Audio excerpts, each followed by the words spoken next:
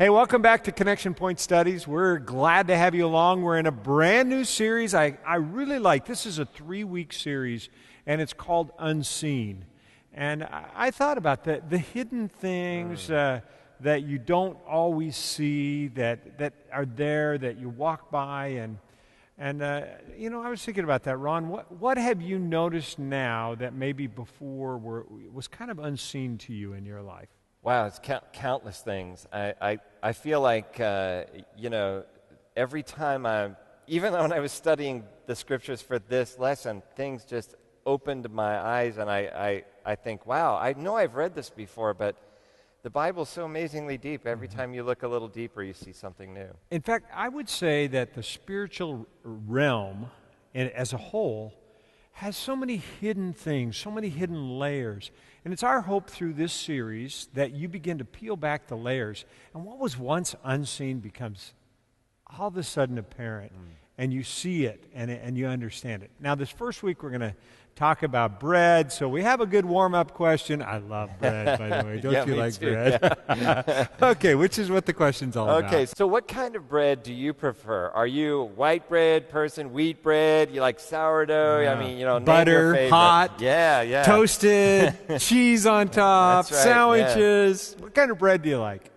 And take a minute, and this means that everybody answers this question. Everybody answers the question. So go around the room, make sure you answer it, and we'll come back and talk.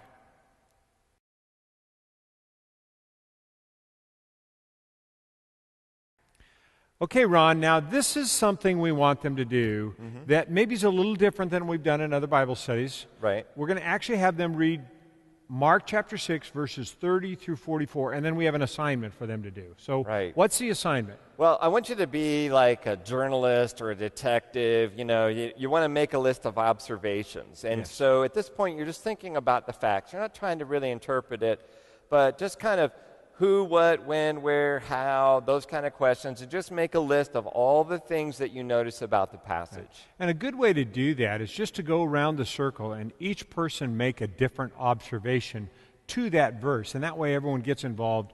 And you'll be surprised how much you'll get out of those verses by just making observations. So observations only, who, what, when, where, and why. And we'll come back and talk about it.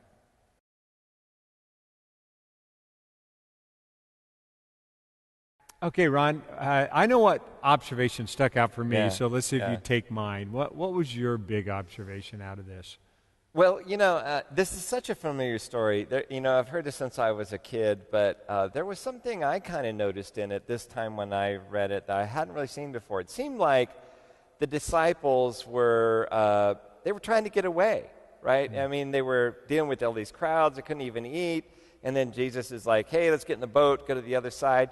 And I've been to the Sea of Galilee. You could picture a lake kind of roughly like Lake Chelan or something like that. So, they were at the northern tip of the sea. So, you could imagine they get in this little boat and they're rowing along, and people from the shore can see where they're going to pop into. So they ran over there.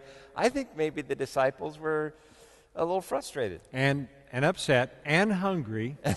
Well, here's the thing that hit me. Yeah. Jesus looked at him and said, you feed them. Now, these guys are already exhausted. They're already tired. They're running from the crowds.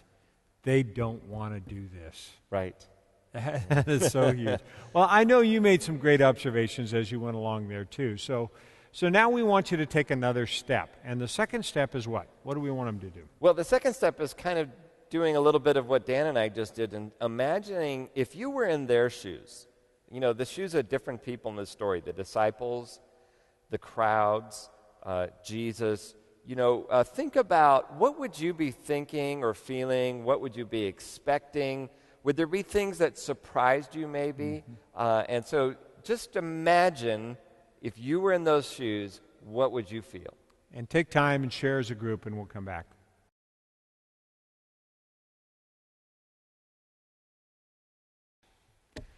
Well, I'd feel hungry. Yeah, I would feel like the disciples a little bit, like this is a daunting task. I don't have the resources. It seems unreasonable for this. This request seemed unreasonable. didn't it? Yeah, I mean, definitely. And they had no idea how they were going to do it. I mean, they said, what? It would take 8 months' wages to feed this many people. We don't have that kind of money, Jesus. Don't you know what's going on Yeah, here? no. Yeah, we're tired, we're exhausted, we don't have the resources. How can you ask us to do that? Yeah. In fact, when you think about these kind of stories especially from the Gospels or the book of Acts, kind of the history books of the Bible, it's a great way to kind of immerse yourself in the scene and picture it. So I love doing this. And so the next thing I want to focus in on is really Jesus himself. There's some unique insights into Jesus here. And so in question 3, when Jesus saw the people, what did he feel? And what did he do? And do you think that he has a similar reaction to people today? That's a great question. Well, you talk about that, and then we'll come back.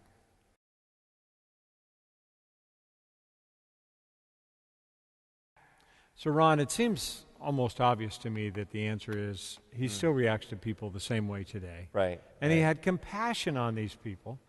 Probably should have been upset at the people, but instead he seemed to love people. Yeah, in fact, he says they look like sheep without a shepherd. And this is a common picture in the Bible, and many places in the Old Testament it uses this picture of sheep without shepherds are helpless. And sometimes I think when we look around at our world, we see crowds, we imagine people like, I don't know if they need God or not. I mean, they look pretty happy, but Jesus certainly didn't see them that way. Right. In fact, there's a reference in Ezekiel, right, that talks about how the sheep are scattered and a shepherd draws them in. And when they're scattered, they're vulnerable to all the wild animals. And so here's Jesus saying, he sees these people very vulnerable, doesn't he? Yeah, absolutely. He really does. So we want to focus on question 4. Ron, give us question 4 here. So imagine it's kind of late afternoon. You've been there all day. You were trying to get away, and these people are there, and Jesus is teaching them. And the disciples come to Jesus, and they ask him something. So what are they asking? And think about how they're feeling. Why do you think they felt this way? Why are they asking? Talk about that, and then we'll come back and talk about it.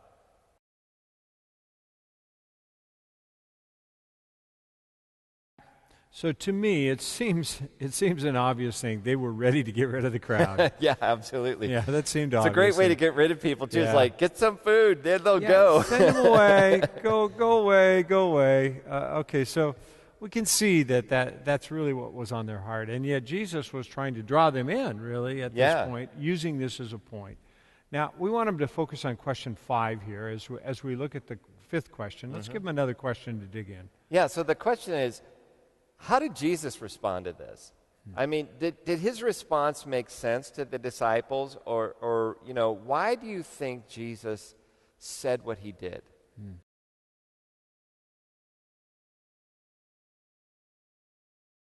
Ron, I think Jesus was testing the disciples. I think he was testing their generosity.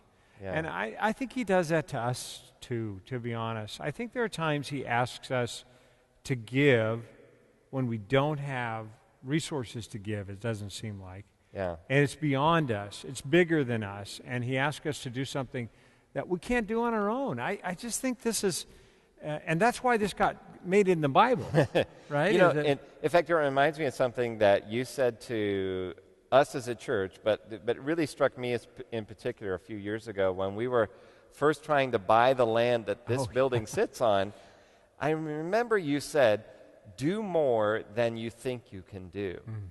And it really struck me because I thought, sometimes I'm so limited by my own thinking. I think, though, the disciples are that way here. They're thinking, very limited. What? We don't have that kind of money. Jesus, what are you asking?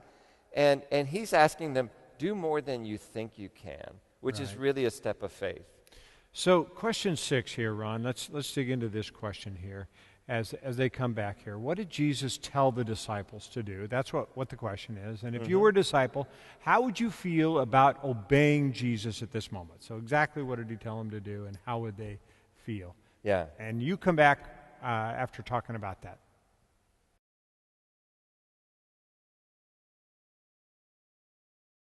We already kind of answered this, right? Yeah, we sort of did. But when you think about it, I'm sure the disciples, maybe we'd like to believe that they were like, okay, Jesus said it, we're going to go do it.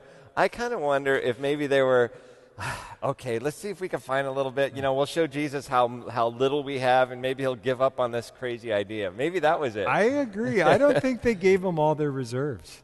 Yeah. I think they had more than 4 loaves because they were getting away for a while, and honestly, I think they were being a little stingy. Yeah, probably so. I don't think they were giving everything. I think they were giving their excess. Well, this is what we have left over after we take care of ourselves. Right. And yet, somehow God used it. Let's focus on question 7. Yeah. Ron, give another question here for. So Mark 6:42 is really kind of the key pinnacle of this whole thing to me. So what does that verse say? And then think about, how does that make you feel? Do you think that Jesus is still meeting needs in the same way today?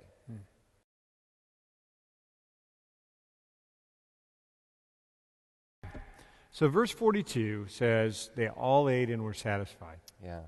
That's kind of cool. Yeah. He met everybody's needs, including the disciples' needs, right? In fact, even when the disciples were probably a little grumpy about doing the work, he met a need in such an incredible way when they just said, okay, we're going to go ahead and do this anyway. Now, Ron, we want him to focus on the last question here. And what's that question? Well, I was thinking about, when Jesus saw the crowd, how he felt. Do you think Jesus feels the same way when he looks at our community? And that's a great question. Yeah. Because I think he does. And I think, do we feel the same way, like it's a little bit beyond our resources? We feel a little grumpy, maybe. Sometimes we do. I think we do. And so further than that, we want him to focus further than that, right? Yeah, so, think about, do you feel like maybe one of the disciples, maybe a little grumpy, or maybe like the crowd, maybe you feel a little lost, like a sheep without a shepherd? So share that with your group. Who do you see yourself as in this story? And then share it together in prayer as you close. So as you close up and pray together, we'll see you next week at Connection Point Studies.